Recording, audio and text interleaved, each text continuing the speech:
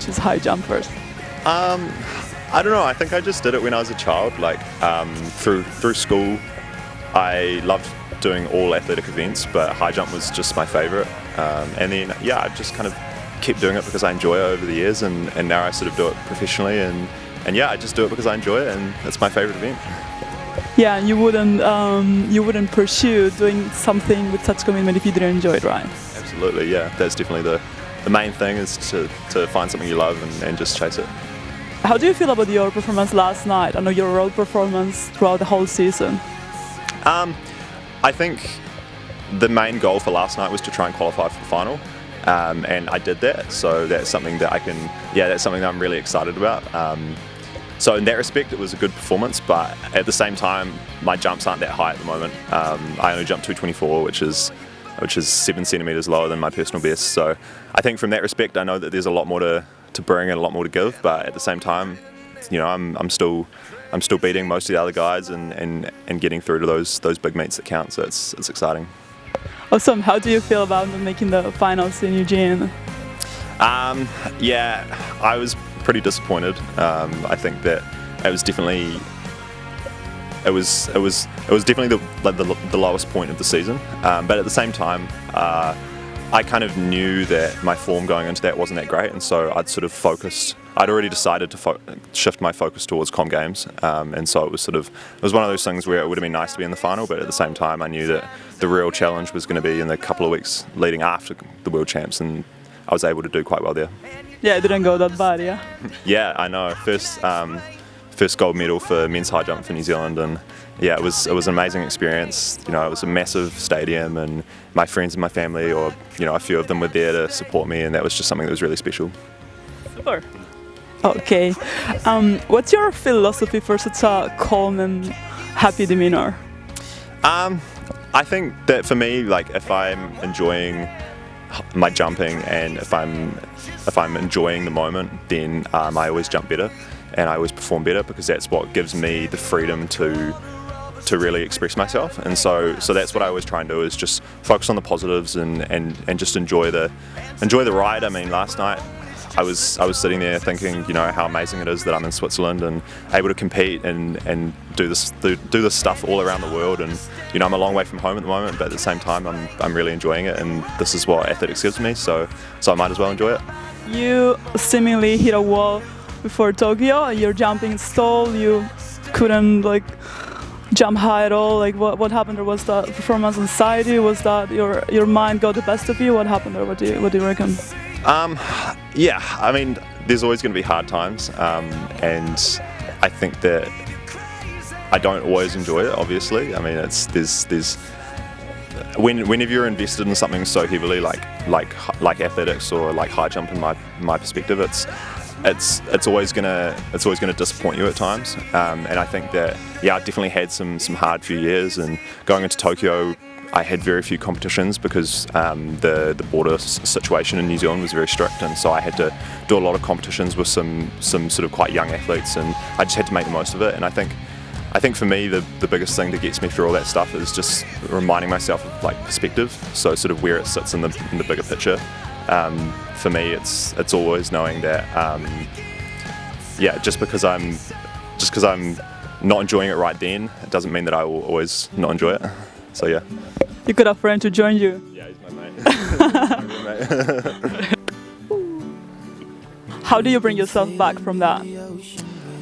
Yeah, you just got to remind yourself of where it sits. For me, I know that I'm still a couple of years away from my best jumps, and so these years are all about just trying to learn things and try and take away something from each competition. And if it's a bad jump or not a very good performance, then I can still take something away from that. I can still learn something from that experience. And yeah, so I think that's kind of what I sort of hold on to is just trying to just build slowly with each competition, whether it's good or bad. And hopefully in a few years I'll be doing some really good jumps.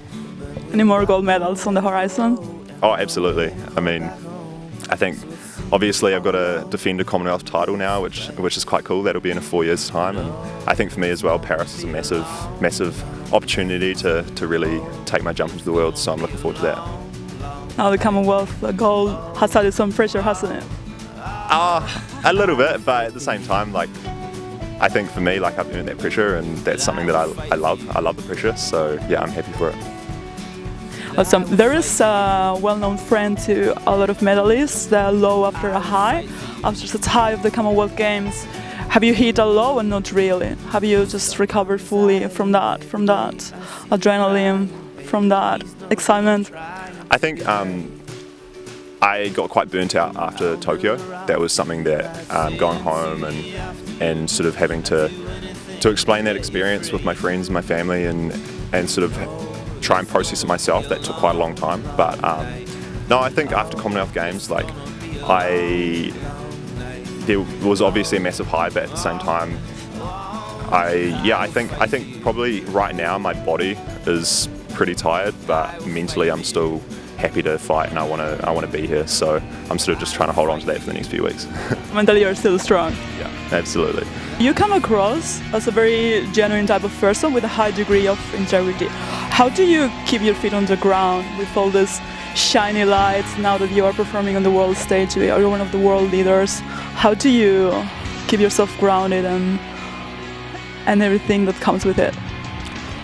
I don't know. I think this is just me. Like, I think that no matter how well I do in athletics, I know that it's just part of, you know, the bigger picture of the world and of life and everything. And I think the things that really are important to me is staying true to my values and staying true to you know, what I believe in. And so for me, like, that's being honest and staying, you know, having a really high integrity and also just being good to my friends and family. You know, if they still love me and if they still want to, you know, support me through this journey, then I know that I'm still doing good by them. So I think for me, it's just a matter of knowing that this is what I do and this is what I love and I'm really good at. But at the same time, like, I love going home and just, you know, spending time helping my family and friends and just chilling out in Christchurch and New Zealand and just being a normal person as well.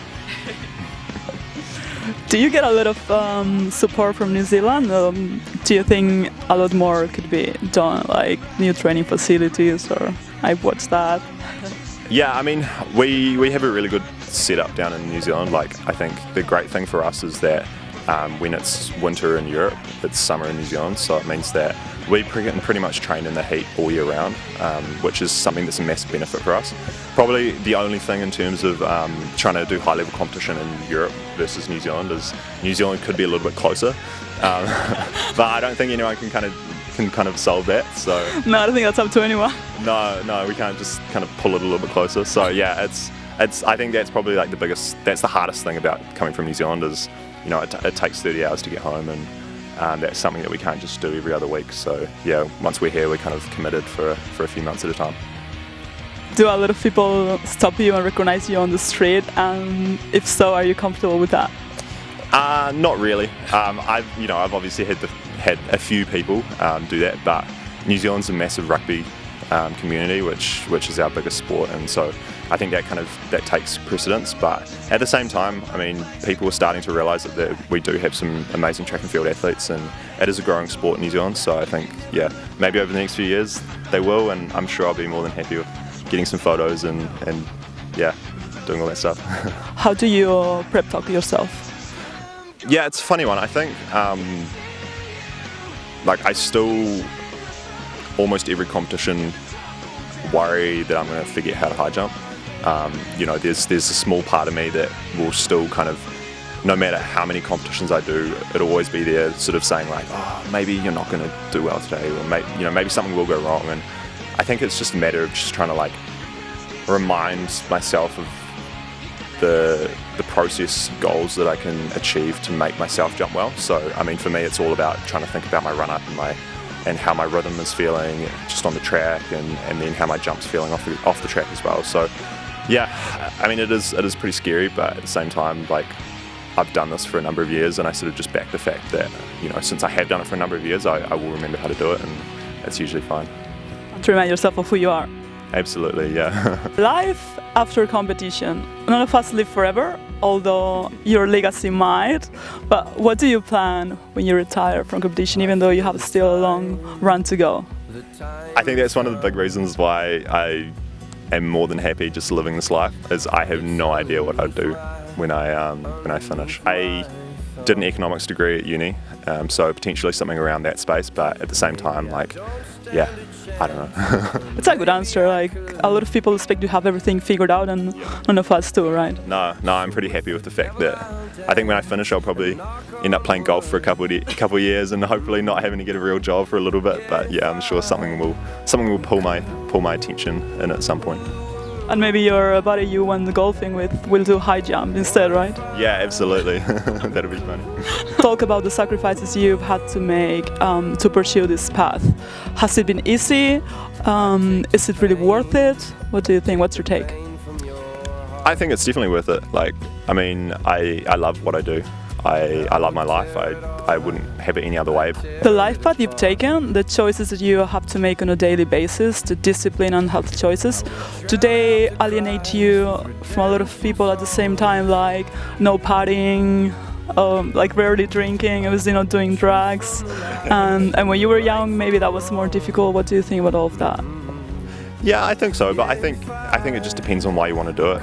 I think that a lot of the time people feel like they've got pressure to do those things, but if if those people see that you're really trying to achieve a goal and you're really driven, then I think they're going to support you in that. And that definitely happened for me. Like, I mean, when I was at high school, I partied a little bit, but not a huge amount, and I think that people kind of understood that I had bigger things to do, and I had cooler things to be trying to achieve, so everyone was really supportive of that, which was nice.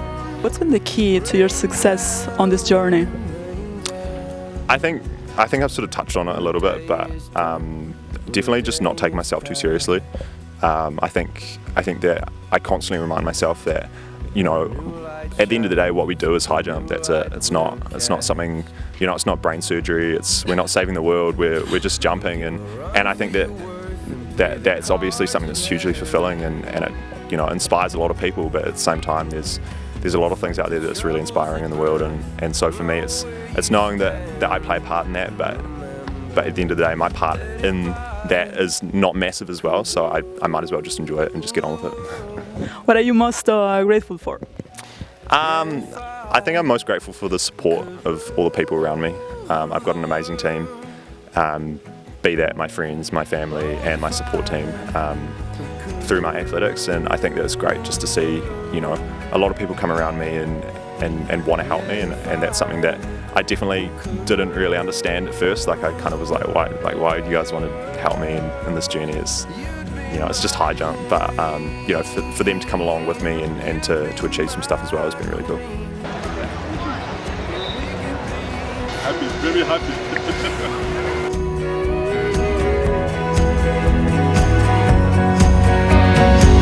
I feel the time has come.